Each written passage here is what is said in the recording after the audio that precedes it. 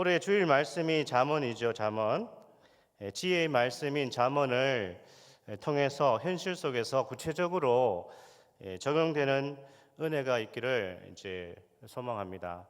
그래서 우리가 주일날 작년에는 창세기를 목사님 강의하셨는데 올해부터 이제 잠언으로 말씀을 증거하시는데 이 잠언이 쉬운 듯하지만 결코 쉽지 않은 것이 또 잠언이죠. 잠언을 읽어보면 여러 가지 주제들이 반복적으로 등장합니다. 물론 목사님 통해서 올 한 해 처음부터 끝까지 살펴보겠지만 잠언에 두드러진 주제를 우리가 반복되는 주제를 한번 살펴보면 게으름에 대해서 나옵니다. 그리고 교만에 대해서도 나오고 음욕과 험담 이런 주제, 또 술 취함의 문제 이런 주제들이 빈번하게 등장하는 것이 잠언이죠. 왜냐하면 이 주제들은 우리가 일상을 살아갈 때에 우리의 삶에 인간의 삶에 긴밀하게 연결되어 있기 때문에 잠언은 지혜서라는 것을 알 수 있습니다. 게으름, 교만, 음욕, 험담, 술 취함 이런 문제들이죠. 그 외에도 잠언에 많은 주제들이 등장하고 있습니다. 이런 것들은 사람들이 대부분 걸려 넘어지는 것들이죠. 시험을 받는 또 유혹받는 그런 문제들 가운데 하나입니다. 그래서 잠언은 인간의 삶에 보편적인 문제를 다루고 있다는 것을 알 수 있습니다. 그래서 잠언은 지혜의 서가 되는 것이죠. 이 중에서 오늘은 게으름에 대해서, 게으름의 문제에 대해서 말씀을 나눠보고자 합니다. 왜냐하면 게으름은 대부분의 사람들이 그 심각성을 깨닫지 못하고 그것이 주는 큰 피해를 보고 있기 때문에 이제 게으름이라는 것은 우리가 한번 다뤄봐야 될 중요한 주제라고 여겨집니다. 사실 이 주제는 저에게 먼저 필요한, 저에게 하는 1차적으로 저에게 하는 주제고 여담이지만 제가 오늘 설교 본문을 게으름으로 한다고 하니까 저희 집사람이 당신한테 꼭 맞는 주제라고 그렇게 얘기하더라고요. 제가 굉장히 게으른 모양입니다. 자, 오늘 13절 우리가 읽었는데요. 13절을 같이 한번 다시 읽어보겠습니다. 같이 한번 읽어보겠습니다. 게으른 자는 길에 사자가 있다, 거리에 사자가 있다 하느니라. 참 어떻게 보면 좀 재밌는 주제죠. 게으른 자는 뭐라고 한다고요? 길거리에 동물의 왕이라고 할 수 있는 사자가 있다. 근데 이제 이 한 구절에 잠언의 깊이가 들어가 있습니다. 게으른 사람이 밖에 나가지 않는 핑계가 우습죠. 밖에 안 나가는 이유는 밖에 나가면 아주 그 무서운 사자를 만날 것이기 때문에 나는 밖에 나갈 수 없다 그렇게 얘기하고 있습니다. 자신이 밖에 나가면 이제 그 무시무시한 맹수 사자를 만날 것이고 그 사자가 자신을 찢어 죽일 것이기 때문에 밖에 나갈 수 없다 이런 얘기를 하고 있습니다. 왜 못 나가는 거죠? 사자가 있는 것이죠. 근데 더 이제 근본적인 문제는 자신은 이제 소중한 존재라는 것입니다. 내가 밖에 나가서 사자를 만나면 죽게 되는데 그러면 큰일 난다는 것이죠. 나는 소중한 존재, 그래서 죽을 수 없다는 것입니다. 기록에 보면, 주석에 보면 당시 팔레스타인에 사자가 있긴 있었다고 합니다. 근데 그 사자를 주거지에서 만날 확률은 굉장히 희박했다는 것이죠. 간혹 우리가 이제 뉴스를 보면 멧돼지 같은 것이 이제 출몰해서 참 이렇게 사람들이 놀라곤 했다 이런 뉴스를 접하게 되는데 사실 우리 성도님들 가운데 우리가 살아가는 이 일대에서 아파트에서 야생 멧돼지를 본 적이 있으십니까? 저는 이때까지 살면서 한 번도 멧돼지를 사실은 이렇게 어디 갇혀 있는 건 봤지만 그렇게 만난 적은 없습니다. 오늘 이 사람이 말하는 게으름의 핑계가 참 우스우면서도 오늘 잠언에서 얘기해 주는 그 의도가 참 우리를 다시 한번 생각하게 하는 것입니다. 나는 소중한 존재이기 때문에 내가 밖에 나가서 돌아다니다가 사자에게 찢겨 죽을 수 없는 그런 소중한 존재이기 때문에 나갈 수 없다고 생각하지만 사실 이것은 좀 잘못된 자기 사랑이라는 것을 잠언이 얘기하고 있습니다. 자기 자신을 소중하게 여기고 자기를 사랑하는 것이 잘못된 것은 아닙니다. 우리는 우리 몸을 소중하게 가꿔야 됩니다. 관리해야 되죠. 우리의 허들링 22의 첫 번째 그 구호가 나를 가꾸자입니다. 나를 가꿔야 됩니다. 운동을 해야 되고 좋은 것을 찾아서 먹어야 되고 건강 관리를 꾸준히 해야 됩니다. 그것은 나쁜 것이 아닙니다. 그런데 여기 게으른 사람의 자기 사랑은 그 방향이 잘못됐다라는 것을 잠언이 아주 익살스럽게 표현하고 있습니다. 그 자기 사랑이라는 것이 도가 지나치다는 것을 보여주고 있습니다. 이것이 바로 게으름의 본질이고 게으름의 실체라는 것을 밝히고 있습니다. 바로 빗나간 자기 사랑이라는 것이죠. 거기에서 게으름이 이제 또 아리를 틀고 우리의 삶을 붙들고 있다, 그렇게 얘기하고 있는 것입니다. 성경은 사실 그 자기 사랑을 인정하고 있습니다. 내 이웃을 내 몸과 같이 사랑하라라고 했을 때 이 말씀은 자기 자신의 몸, 자기 자신을 소중히 여기라는 것을 내포하고 있는 말씀입니다. 하지만 성경은, 하나님 말씀은 잘못된 자기 사랑에 빠져 있는 것에 대해서 비판하고 있습니다. 그것은 바로 자기의 생명보다 주님을 더 사랑하는 것이고 주님의 일보다 자기의 일을 더 소중하게 여기는 것이고 하나님의 나라보다 자신의 안위를 더 많이 생각하는 것이 바로 잘못된 자기 사랑이라는 것을 하나님 말씀은 동시에 이야기하고 있습니다. 그러니까 자기가 소중하고 자기 자신을 잘 가꾸어야 하고 참 이건 귀한 일이지만 우선순위가 있다라는 것이죠. 그래서 우리는 잘못된 자기 사랑으로 인해서 게으름이라고 하는 죄악에 빠질 수 있다라는 것을 오늘 잠언이 말씀해 주고 있습니다. 하나님 말씀을 한번 보시면 요한복음 12장 25절에 이런 말씀이 있습니다. 한번 읽어볼까요? 자기의 생명을 사랑하는 자는 잃어버릴 것이요 이 세상에서 자기의 생명을 미워하는 자는 영생하도록 보전하리라. 이 말씀은 잘못된 자기의 사랑이 하나님 사랑보다 앞서거나 하나님의 나라보다 자신의 안일이 더 소중하게 여겨지는 것에 대해서 책망하는 말씀입니다. 디모데후서 3장 12절 1절 2절 말씀을 한번 같이 보겠습니다. 한번 읽어볼까요? 1절 2절. 너는 이것을 알라. 말세에 고통하는 때가 이르러 사람들이 자기를 사랑하며 돈을 사랑하며 자랑하며 교만하며 비방하며 부모를 거역하며 감사하지 아니하며 거룩하지 아니하며. 이 말씀에도 잘못된 자기 사랑에 대해서 비판하고 있습니다. 말세의 현상으로 사람들이 자기를 사랑하는데 이 자기 사랑이라는 것은 잘못된 자기 사랑이라는 것입니다. 게으름의 원인이 이 빗나간 자기 사랑이 아닌지를 우리는 오늘 잠언 26장 13절 말씀을 통해서 생각해 봐야 되는 것이죠. 오늘은 피곤하니까 기도는 생략하자. 일주일 동안 힘겹게 일했으니까 내일은 하루 종일, 주일은 하루 종일 잠을 자고 일어나서 온종일 드라이브를 하며 맛있는 맛집 투어나 해야 되겠다. 내가 할 일이 얼마나 많은데 교회에 와서까지 봉사를 해야 하지? 그건 시간 남는 사람들이나 하는 일이고, 한 주가 끝나는 이 불타는 금요일이라고 하는 불금에 TV와 영화, 여행이 주는 즐거움을 누리는 것이 진정한 취미라고 생각하는 경우가 있습니다. 교회는 일주일에 한 번만 나와줘도 충분하다고 생각하는 많은 현대의 크리스찬들이 있습니다. 그것이 나를 위한 최선이라고 여기기 때문에 그렇습니다.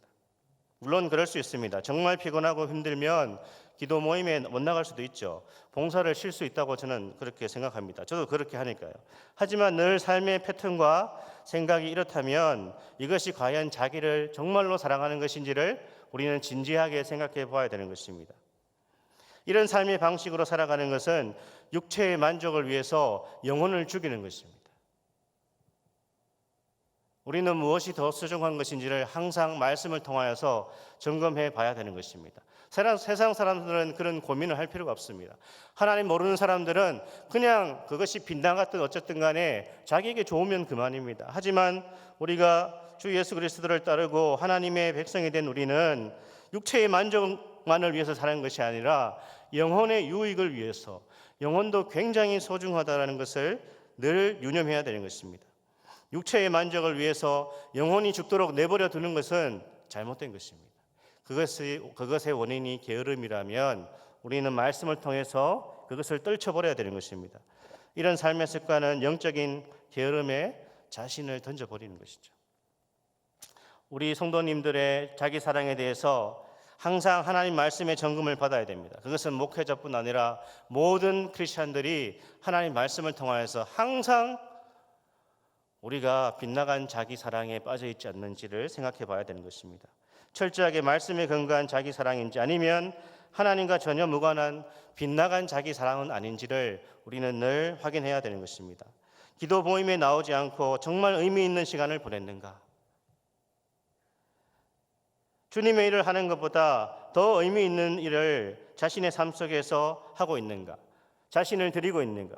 몸과 시간을 정말 선용했는가를 우리는 점검해 보아야 되는 것입니다. 예배보다 또는 영적인 것들을 우리가 소홀히 하면서 과연 나는 어떻게 시간을 보내고 있는지를 생각해 봐야 되는 것이죠. 사랑하는 여러분, 오늘 여기 잠언 26장 13절 말씀을 통해서 빗나간 자기 사랑이 아니라 진정으로 하나님 말씀에 근거한 그런 자기의 사랑, 자기 사랑을 올 2020년 한 해 그렇게 살아갈 수 있는 하나가 되기를 바랍니다. 오늘 말씀을 듣다 보면 게으른 사람은 또 말이 많다라는 것을 알 수 있습니다. 지나친 상력에 빠져 있다라는 것을 우리는 13절 말씀을 통하여서 확인할 수 있습니다. 그러니까 이제 게으른 사람의 특징은 너무 말이 많죠. 그리고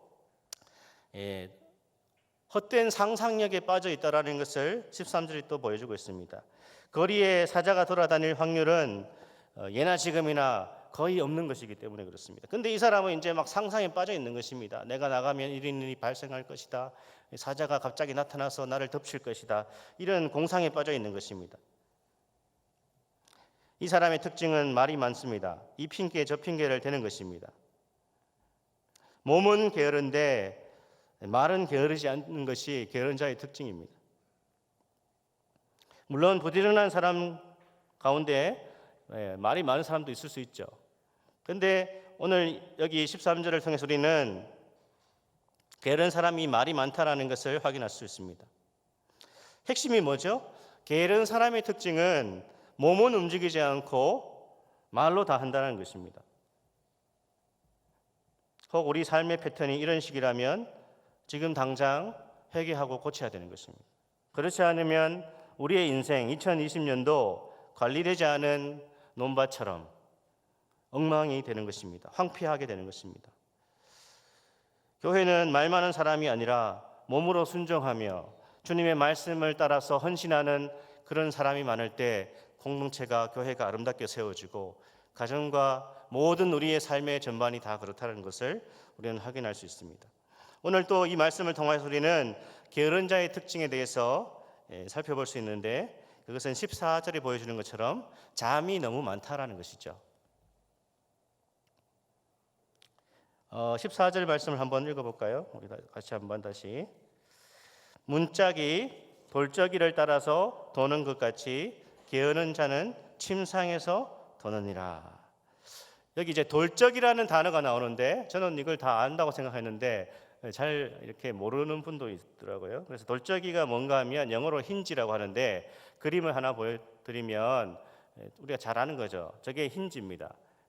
그리고 또 다른 그림을 보면 저렇게 경첩이라고도 하고 이제 문을 고정시키는 것이죠. 이 힌지가 있어야지 문이 지탱됩니다. 그래서 이 힌지는, 돌적이는 문의 생명과도 같습니다.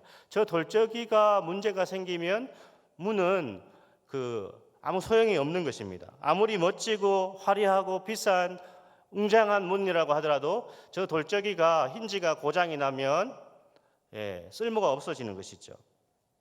문을 열고 닫을 때마다 저 힌지가 돌적이가 문을 딱 잡고 있어서 이제 문이 자유자재로 이렇게 움직일 수 있도록 하는 것이 저 힌지입니다.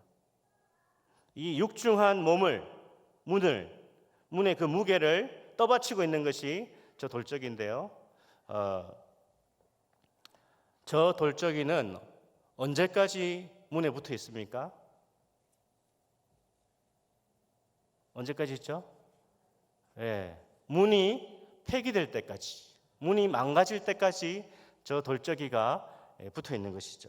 오늘 잠언 26장 14절 말씀은 문짝이 힌지에 붙들려서 꼼짝 못하고 왔다 갔다 하는 것 같이 게으른 자는 침상에 붙들려 있다. 그렇게 참 일상의 어떤 그것들을 통해서 깊은 지혜를 전달하고 있습니다. 그러니까 게으른 자는 침상에 붙들려서 이리저리 뒹군다. 결코 빠져나올 수 없다. 딱 붙어 있다. 언제까지? 자기 인생을 망칠 때까지 그렇게 뒹군다라는 것입니다. 탁월한 비유가 아닐 수 없습니다. 우리가 게을러서 침대에 뒹굴거리고 있는 모습이 사실 적나라하게 저 말씀을 통하여서 비춰지고 있습니다. 자고 또 자고, 일어나서 먹고 또 자고, 화장실 갔다가 또 자고, 일어나서 또 먹고 자고. 화장실 가는 것도 때로 귀찮아서 참다 도저히 못 참을 때 일어나서 황사신 갔다가 또 자는 모습, 그것이 어쩌면 저희의 모습이고 우리의 삶의 모습이 아닌가 여겨집니다. 물론 대부분은 성실하십니다. 대부분의 크리스찬들은 성실하시고, 제가 보니까 대부분의 성도님들은 굉장히 성실하게 살아가시고, 특별히 연세가 있으신 성도님들은 정말 부지런하시다라는 것을 늘 확인하게 됩니다. 대부분은 감기 몸살에 걸렸거나 진짜 열심히 일하고 나서 하루 이틀 푹 쉬어야 할 때 이런 모습을 보입니다.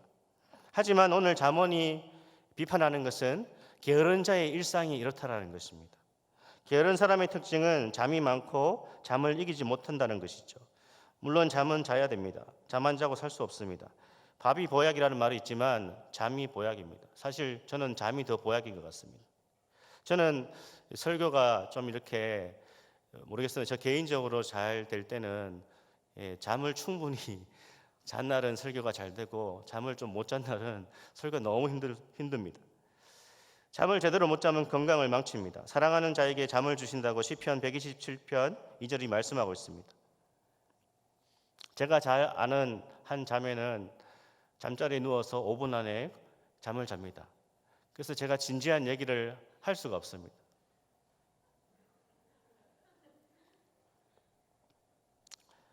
얘기를 하려고 하는데 벌써 잠이 들어버렸습니다. 그래서 한 10년 동안 그 사람과 같이 지내면서 이제 포기를 했습니다. 누우면 진지한 얘기를 안 해야 되겠다. 복된 일이죠. 하지만 여기서 말하는 잠은 그런 잠이 아닙니다. 잘 때 자고 일어날 때 일어나는 삶이 아니라 힌지에 붙들려 있는 문짝처럼 침대에서 이불 속에서 귀중한 시간을 허비하는 것을 말씀하고 있습니다. 사람들의 평균 이 하루의 수면 시간을 보니까 하루 24시간 동안 3분의 1을 잠을 잔다고 합니다. 70년으로 계산하면 23년을 잠으로 보낸다고 합니다. 그런데 게으른 사람은 70년에 35년을 잠으로 보낸다는 것입니다. 자그마치 12년의 차이가 납니다. 그래서 저는 이런 생각을 해봤습니다. 만일 어떤 사람이 한 분야에서 어떤 일에 12년간 투자를 한다면 어떤 일이 일어날까? 반대로 12년 동안 아무것도 하지 않고 가만히 있다면 얼마나 뒤처질까? 학생이 학교에서 공부를 한 학기만 쉬어도 따라가기가 쉽지 않을 것입니다. 그런데 12년간 뒤처진 사람이라고 하면 과연 성공적인 삶을 살 수 있을까? 존 파이프 목사는 하루 15분씩 기독교 고전, 특히 조나단 에드워즈의 저작들을 읽어나간다면 10년 후에 그 사람의 기독교적 지성과 또한 영성에 큰 진보가 있을 것이다. 그런 얘기를 했습니다. 말씀의 15분, 기도에 15분을 투자한 사람과 그렇지 않은 사람은 한두 해는 잘 모르겠지만 10년 후, 20년 후에는 분명히 영적으로 큰 차이를 보일 것입니다. 허들링 22가 단순한 구애에 그치지 않기 위해서 우리는 좀 더 부지런한 삶을 살아야 하겠습니다. 이 목표가 허들링 22가 하나님의 뜻에서 벗어나지 않는다고 믿는다면 더 열심히 기도하고 구체적인 목표를 세워서 한 걸음 한 걸음 노력하여 주님의 선하신 인도하심을 받는 푸른 초장의 모든 교우들이 되었으면 좋겠습니다. 게을러서 주님의 일을 하지 못한다면 우리만 손해인 것입니다. 주님은 주님의 일을 부지런한 사람에게 맡기실 것이기 때문에 그렇습니다. 주님은 뛰어난 재능의 사람을 쓰시기보다 부지런하고 성실한 사람을 먼저 쓰신다라는 것을 알 수 있습니다. 모든 기독교 역사에서 쓰임받은 하나님의 사람들은 게으른 사람이 한 사람도 없었습니다. 하나님의 영광을 위해 부름받은 우리가 게을러서 그 영광을 선포하지 못한다면 얼마나 안타깝고 죄송스러운 일입니까? 우리의 창조주 하나님은 지금도 일하고 계신다고 요한복음에서 말씀하고 있습니다. 성령님도 시편 104편에 보니까 지면을 새롭게 하신다고 말씀하고 있습니다.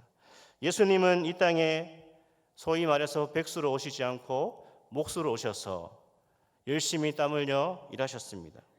열심히 살아가는 것이 선한 것입니다. 무엇보다도 이 말씀이 우리에게 단순히 율법적으로 들려지는 것이 아니라 복음적으로 들렸으면 좋겠습니다. 나를 위해서 모든 것을 내어주신 그 주님을 위해서 생명을 바쳐 살아가는 인생, 주님의 기쁨을 위해서 최선을 다해서 살아가는 인생이 복되고 아름다운 인생입니다. 이 설교는 가장 먼저 1차적으로 저에게 하는 설교고, 또한 우리 모든 성도님들 늘 성실하고 부지런하게 살아가시지만 각자에게 주어지는 하나님의 말씀으로 들으시고 이 밤에 우리의 삶의 게으름의 모습이 있다면 떨쳐버릴 수 있는 은혜를 주시고, 정말 우리의 일생이 늘 깨어서 주님의 영광을 선포하는, 그래서 주님께서 마지막 날에 잘했다 칭찬하시는 그런 은혜가 있기를 소망합니다.